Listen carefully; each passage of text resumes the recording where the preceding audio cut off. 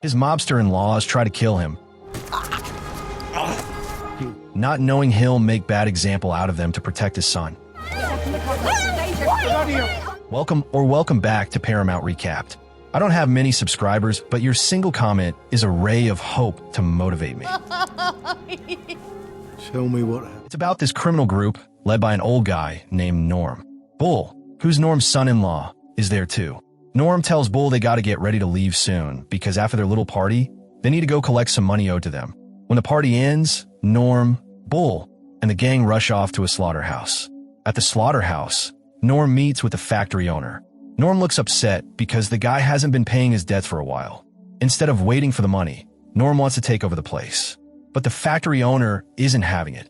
He refuses to sign the papers even though he promised he'd pay. This annoys Bull big time. He feels like the factory owner is messing with them.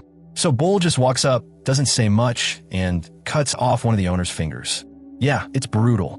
That's enough to scare the guy into signing the foreclosure papers. Later, back home, Bull wonders where Gary is. Gary was supposed to handle the money loaned to the factory owner and help sort things out. But Norm and the others don't say a word about Gary. That night, Bull finds Gary's car parked at his house. Turns out Gary's been sneaking around behind Bull's back with his wife, Gemma. Gemma's shocked when Bull shows up suddenly, but Bull doesn't say a thing to her. Instead, he goes straight to his son's room. His heart is crushed.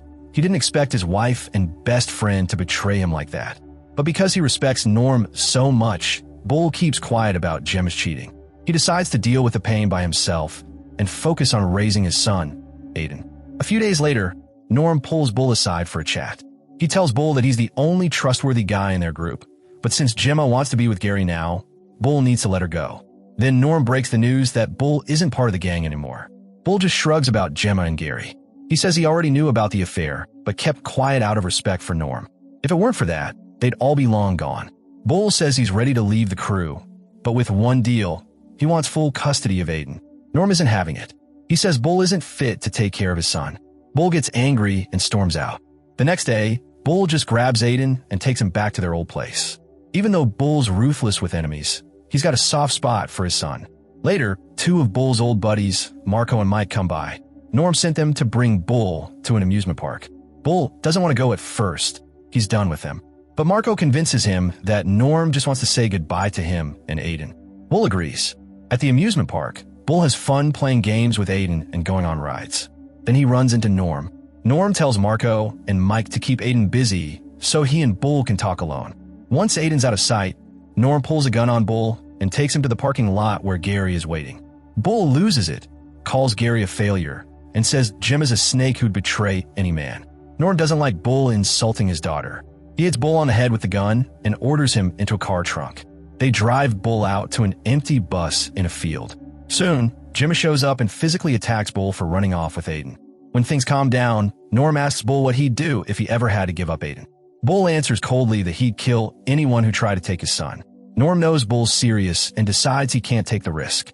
So, Norm orders his men to pour gasoline on the bus, get Bull drunk until he passes out, then lock him inside and set the bus on fire.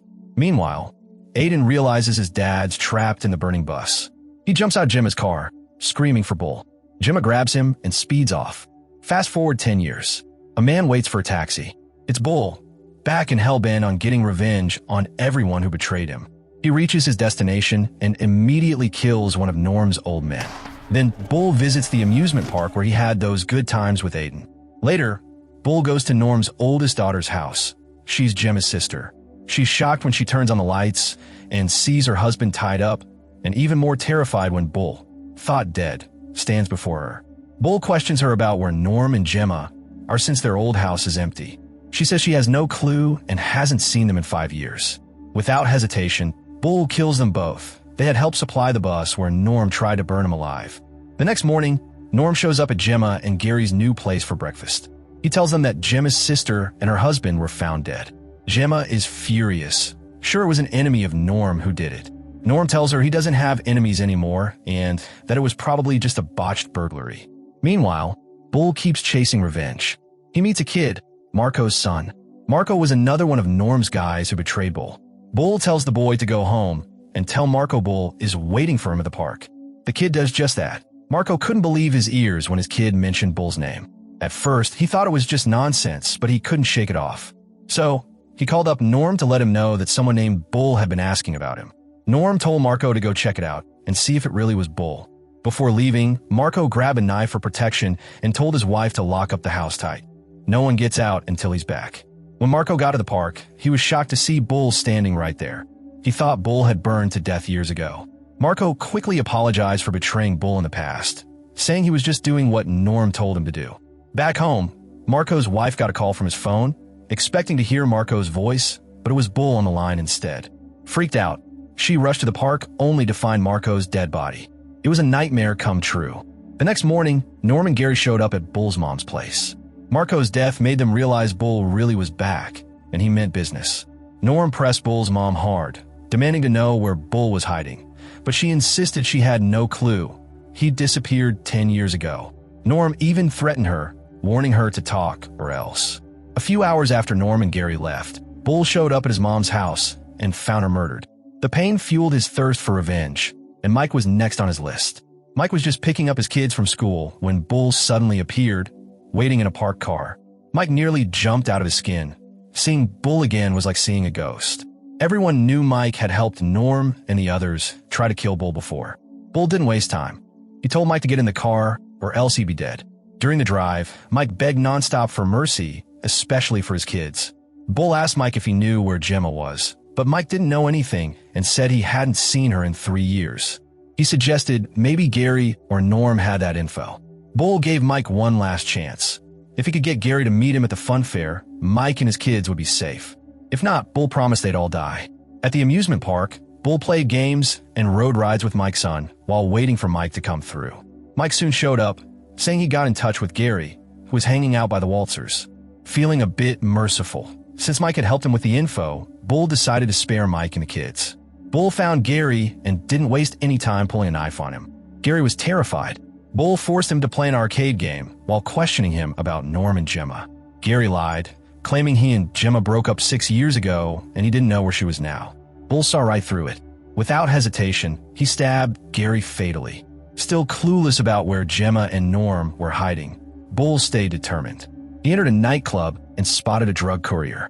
Knowing Gemma had a serious drug problem, Bull grabbed the courier and made him talk. The scared courier finally agreed to take Bull to a big-time drug dealer, hoping to help him find Gemma. When they got there, Bull politely asked if Gemma was a customer. The dealer said he'd share the info for price. Bull agreed, but first asked for the guy's drink. Then, out of nowhere, Bull sliced off the dealer's hand and started torturing him. In pain and desperate, the dealer gave up and promised to show Bull where Gemma lived, if Bull spared his life. Bull showed up at Gemma's place and found her asleep. He woke her up loudly, and she was shocked to see him. She begged for forgiveness right away. Bull told her to call Norm immediately. When Norm arrived, armed and ready for a fight, Bull was waiting with a knife.